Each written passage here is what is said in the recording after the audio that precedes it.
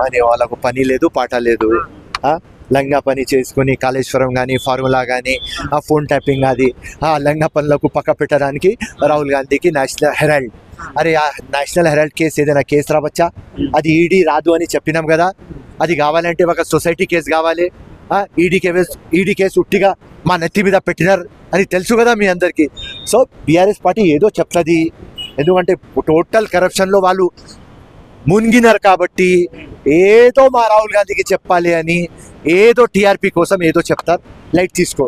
So మా అందరు prayers ఒకటే, తొందరగా ఇండియాలో కాంగ్రెస్ గవర్నమెంట్ రావాలి, మా రాహుల్ గాంధీ ప్రిన్స్ కింగ్ కావాలి, ప్రధానమంత్రి కావాలి. జై హింద్, జై Congress. Thank you. Rahul Gandhi గారు ప్రధాని అవ్వడం ఒక కళలా ఉండిపోతుంది అని విమర్శిస్తా ఉన్నారు. ఎవరు చెప్పింది ఇట్లా? ఇండియాకి ఇండిపెండెన్స్ వస్తుంది అని చాలా మంది కళల్లోనే చెప్పినారు. రాదు అని వచ్చింది కదా. తెలంగాణ రాదు అని చెప్పినారు, వచ్చింది కదా. రేవంత్ రెడ్డి ముఖ్యమంత్రి గాడు అన్నాడు, అయింది కదా.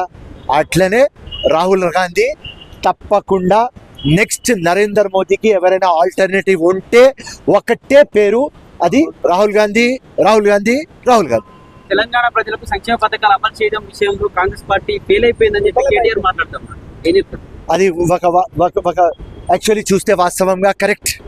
కానీ ఈ పరిస్థితిలో తెచ్చిన ఎవరు? KCR, BRS, TRS. మీరందరు దొంగ లంగ పనులలో డబ్బులు యూజ్ చేసుకున్నారని 8 lakh crores మన ఎత్తి మీద ఉన్నది కాబట్టి ఎవరు మాకు అప్పు ఇస్తలేరు, బద్నాం అయిపోయినాం, మాకు డబ్బులు వస్తలేవు.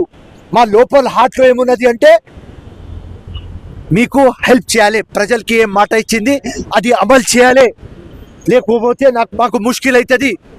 ఇప్పుడు లోకల్ బాడీ ఎలక్షన్ వస్తున్నాయి, ఫ్యూచర్లో జిహెచ్ఎంసీ ఎలక్షన్స్, చాలా ఎలక్షన్లు ఉన్నాయి. ప్రజలకి ఏం చెప్తాం?